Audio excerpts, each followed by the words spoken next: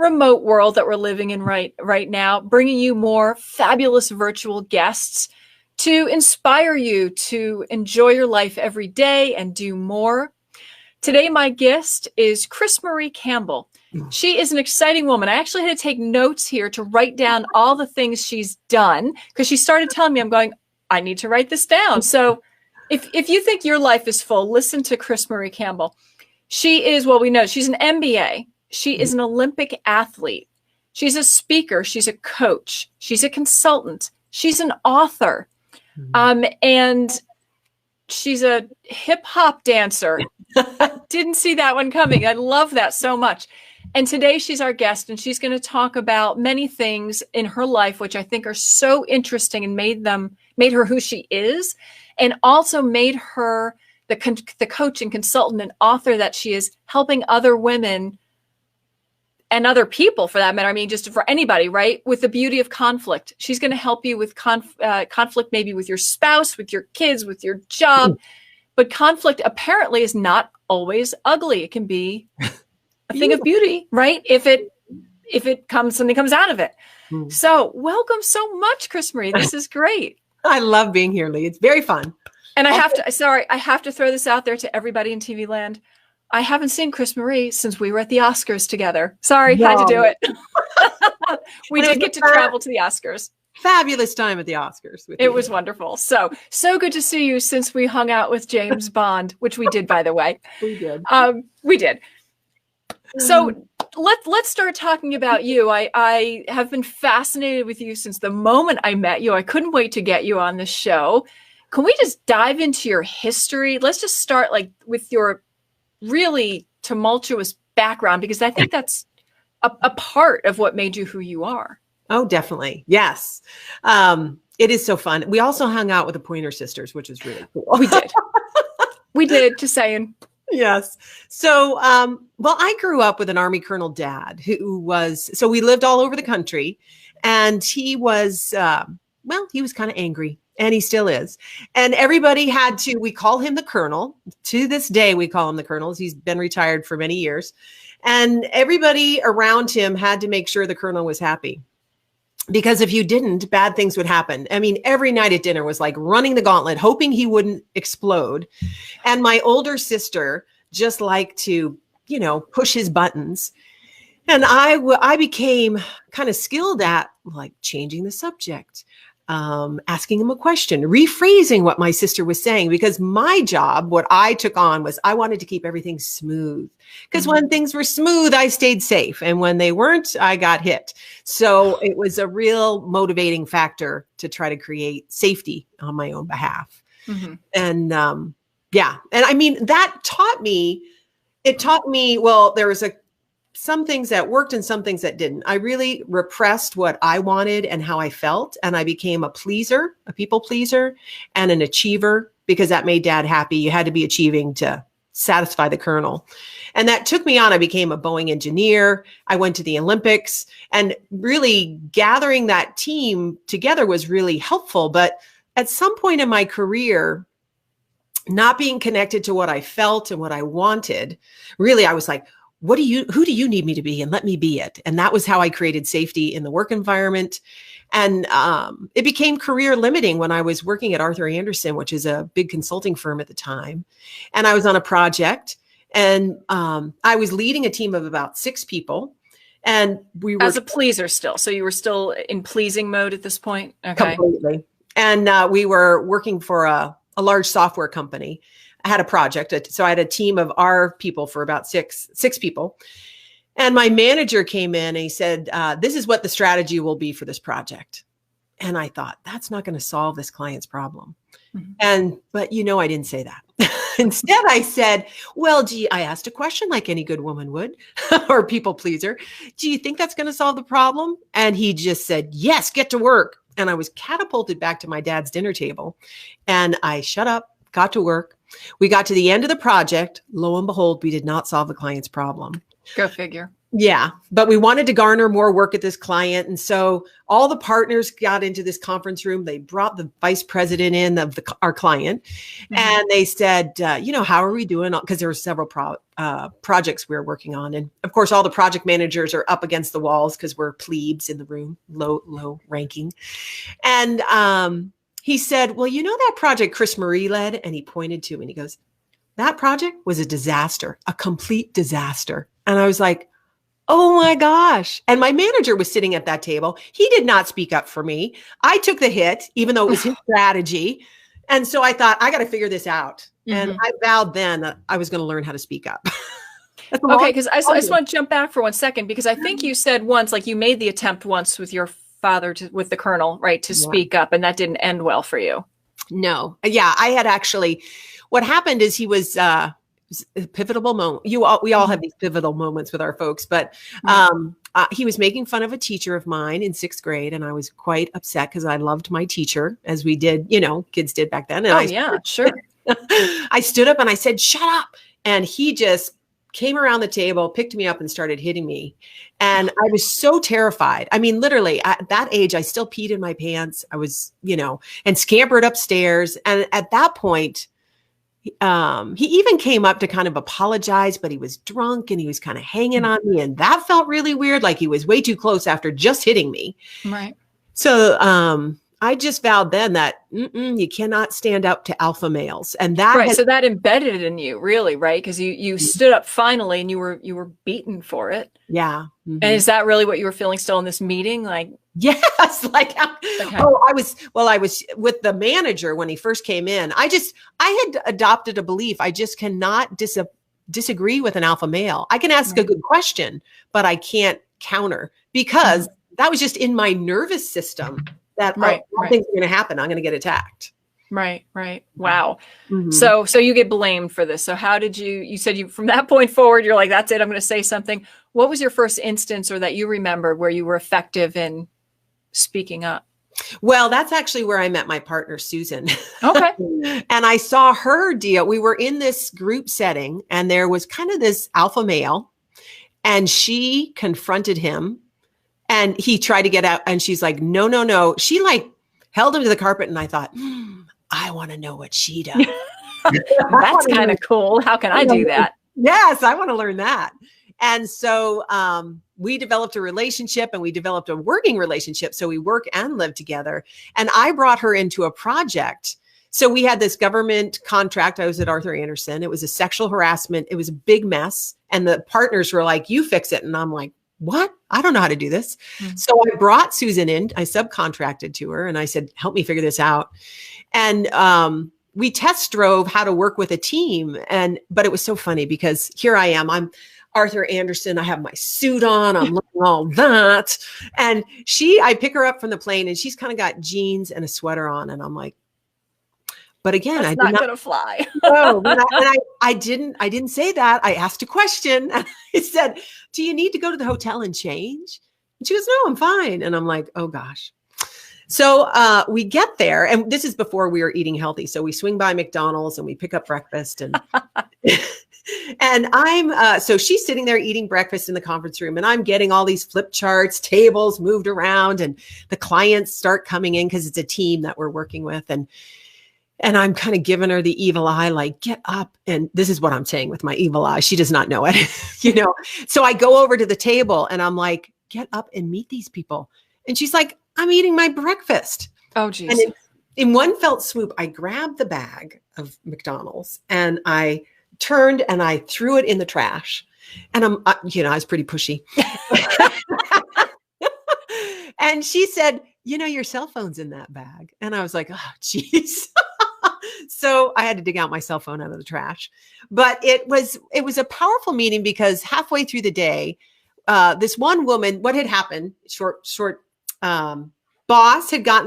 beloved boss had gotten fired because this woman working on the team said sexual harassment.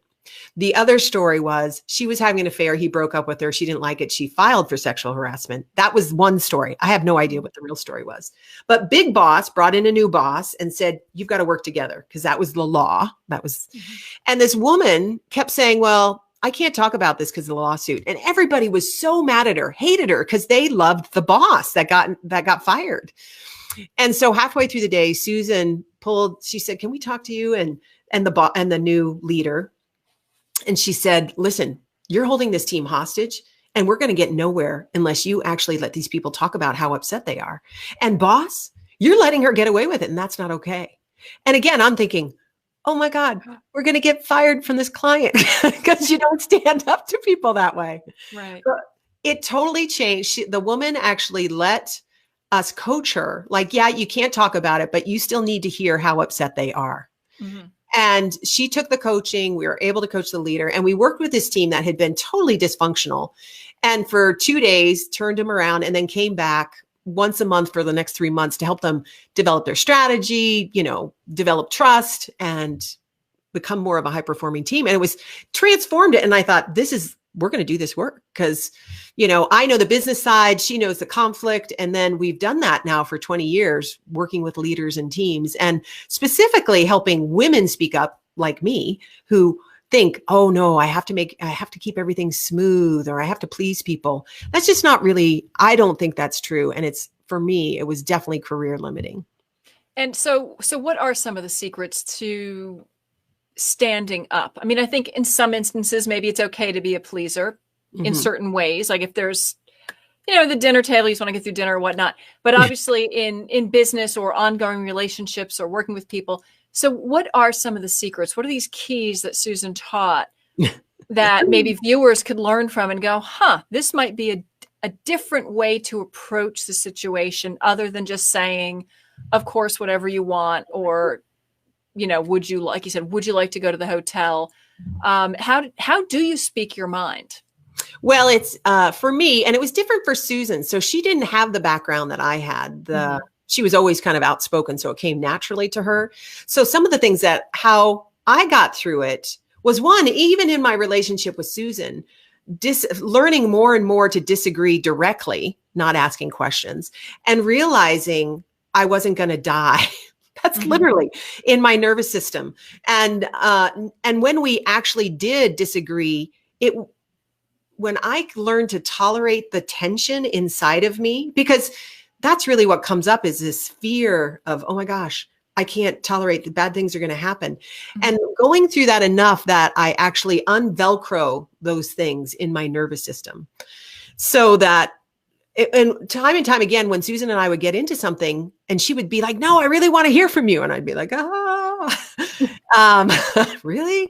And then we'd hang in, something new would emerge. We would come up with not my idea or her idea, but something revolutionary. But a grand idea. Right. Yes. Right. And awesome. that was the beauty of it. And so I started to believe, wow, this can be different. So I learned practically. But what I started to adopt to help settle myself in the midst of conflict is, because what would happen is I'd get like, this is my energy going up and out of my body because I'm so scared, is actually to do the opposite. So bring my awareness down to my feet. And you can even try this right now, like bring your awareness down to your feet, wiggle your toes, swipe your feet, feel them kind of rooted to the floor. We don't normally pay attention to our feet when we're talking to people. And also your seat, and feel the connection and relax into that.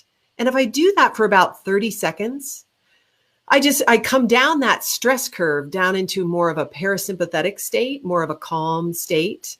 And that's really helpful. Another key, then you can keep doing that, keep focus, and nobody needs to know you're doing it, that you're focusing on your feet and your seat. Yeah. And then the other thing is when we're in conflict, we get very like, oh my gosh, you're the enemy or the threat. And so we get very rigid, and it's called orienting, is to actually turn your head and look at something different in the room, and then turn your head again. And I couldn't do this when I was with my dad, because I had to look at him. You had to look at him. Yeah. And this kind of breaks that narrow focus. And so it widens my response. Again, it accesses my parasympathetic nervous system, my vagus nerve, which is the rest and digest. It calms things down, and it actually floods the brain with more blood. So even that creates more space to come up with different options. It's so funny you say that about breaking and looking to the side.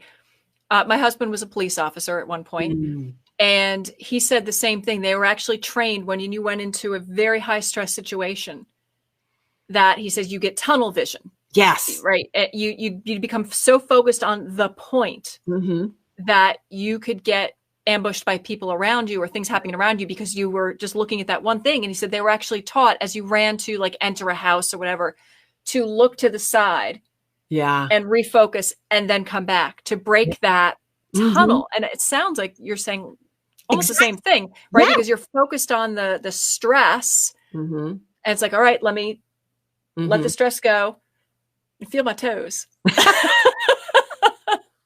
And what's happening, so I went through mind body training to help me with this, because we have a vagus nerve, which is the second largest nerve in our body besides our spinal column.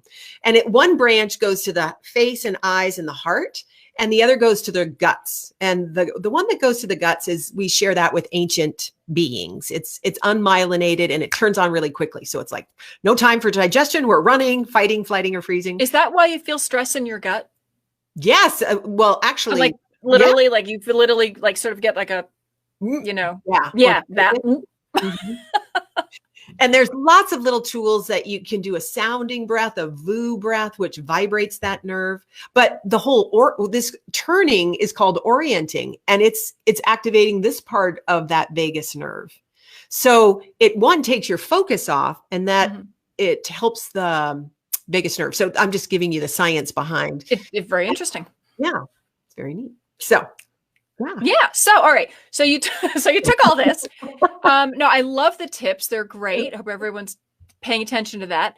And now you wrote, I think, actually 2 books about the beauty of conflict. So where did you come up with conflict being beautiful? Well, going back to the situation with what I learned over and over again with Susan, like it wasn't her way or my way, something new would emerge if we held the tension. And then we also started working with teams. And so we would typically we do a 2-day offsite where we give kind of an overview of the model, but then we help them develop get to know each other in a different way, a little bit more personal way, do some styles, learn how to check out your story, which is a tool we suggest you use in conflict that's in the books, and then talk about the strategy.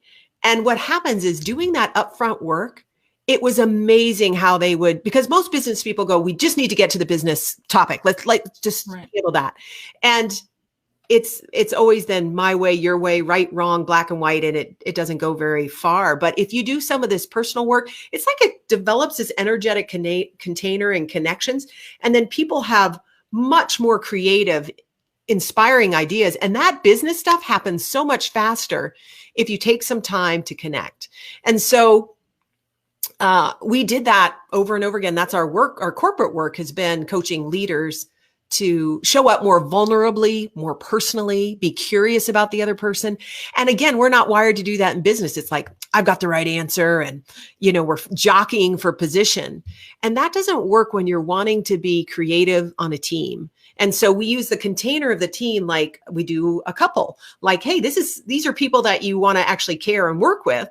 So get to know them and be interested in them and be more real. So I really had to get over for myself. It's not safe to share what I really think, feel, and want. I've always got to well, what's her mood? And, is it safe? And I really started to develop, and this was coaching through Susan, that I can actually speak to what's true to me and cultivate my own sense of safety rather than trying to make the environment safe. And when I speak up and really share what's important to me, it doesn't matter if you change or anything, but I feel better because I spoke up. And most people are looking for, can you make it safe so I can speak up? Mm-hmm. And so they tend to feel trapped. They don't speak up. They feel resentful.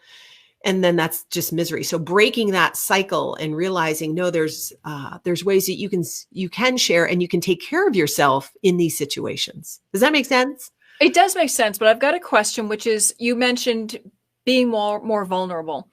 What does that mean? Because of course, in my head, I hear vulnerable is weak to attack, right? Mm-hmm. If an animal's vulnerable, it means it can be attacked by something else. So what is the safe way to be vulnerable? What does that mean? Especially I can see like some of the meetings I've been in with, like you said, the alpha males come in. Mm-hmm.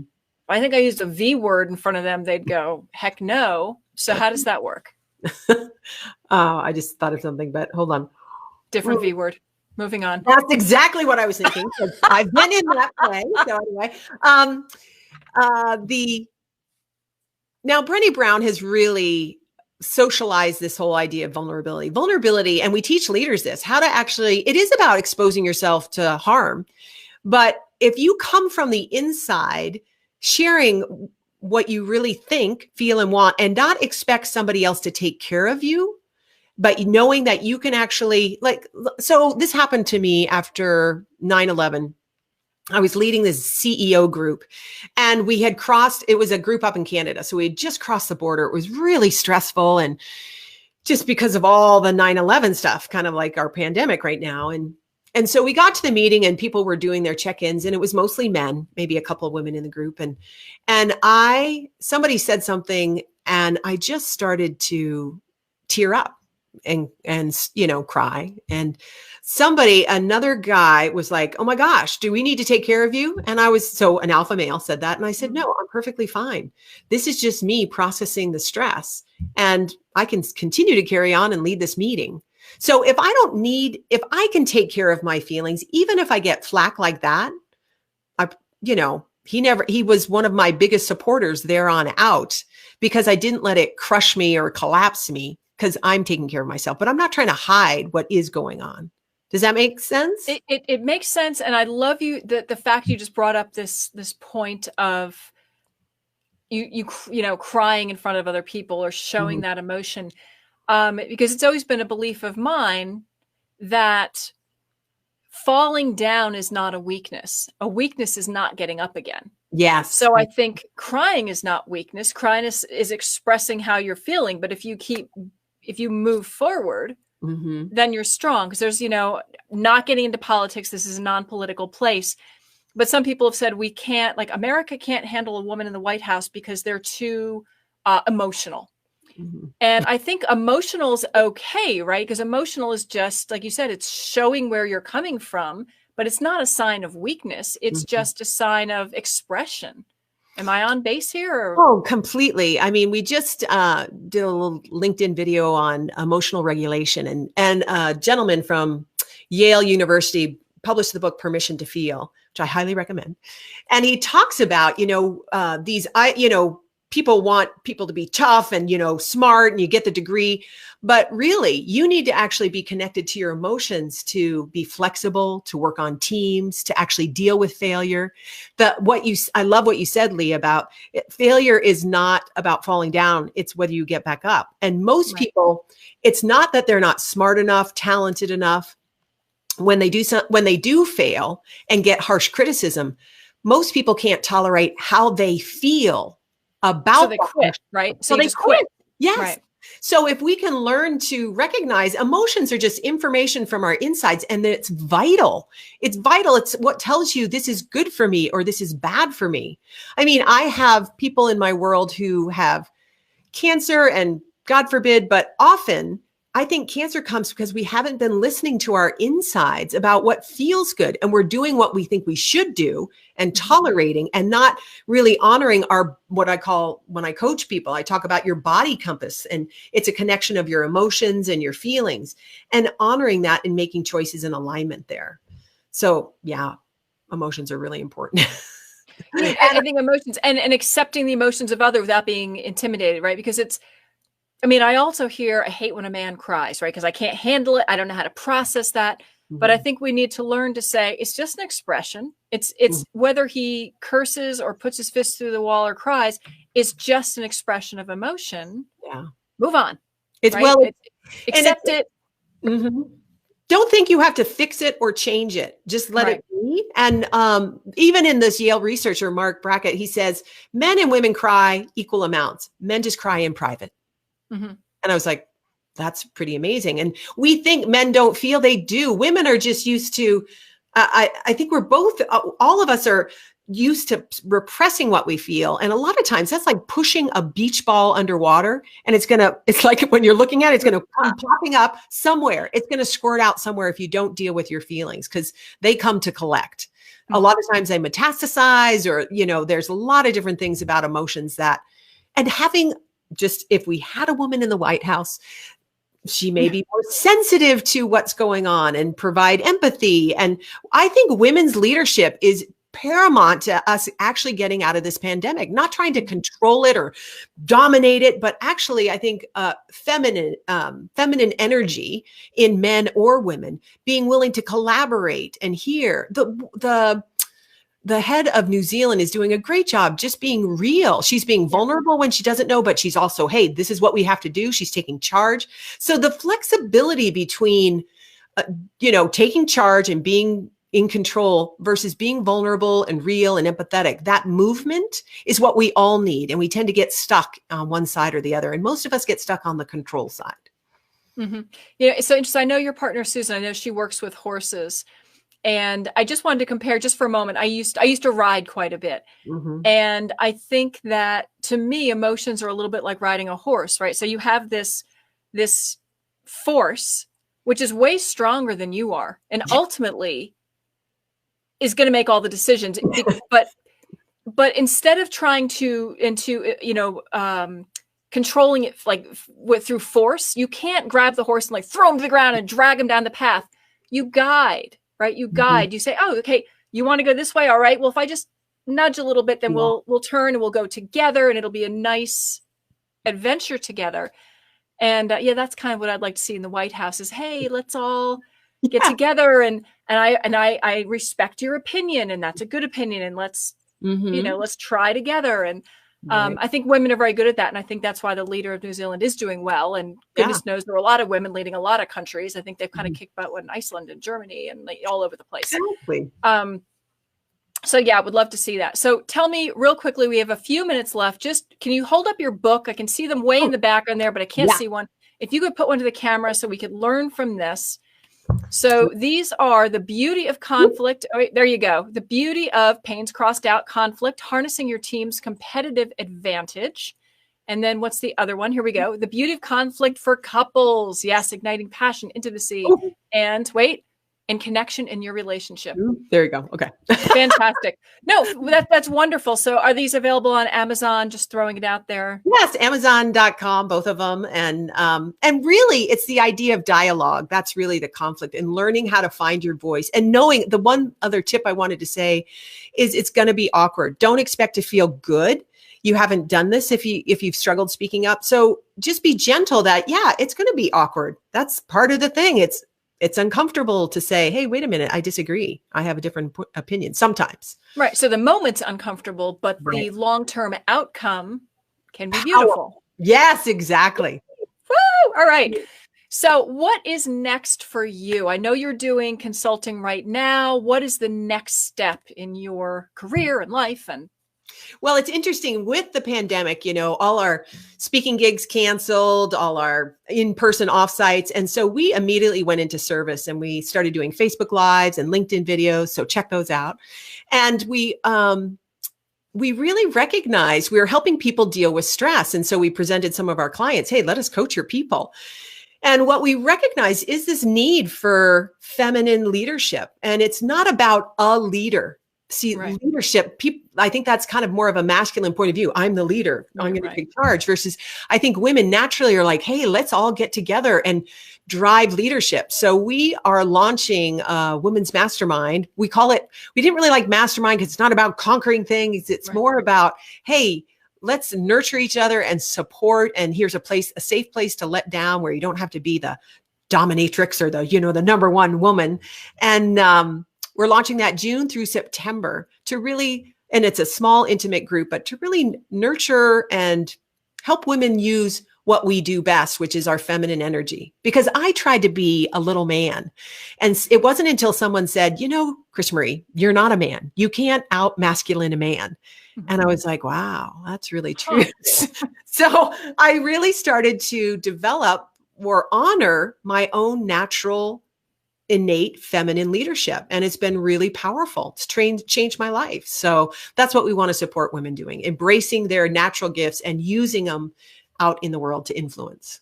With your new group, which sounds like a meeting of minds Yes, versus we called it. of minds. Yes, we call that's a meeting. I love that. We called it a wise woman's council. There we go. All right. I like the meeting of the minds. That's nicely. Okay. Well, thank you so much for joining today. I feel like I learned a lot, just had a great time. So thank you, and see everybody again next time on A Certain Age. Thank you.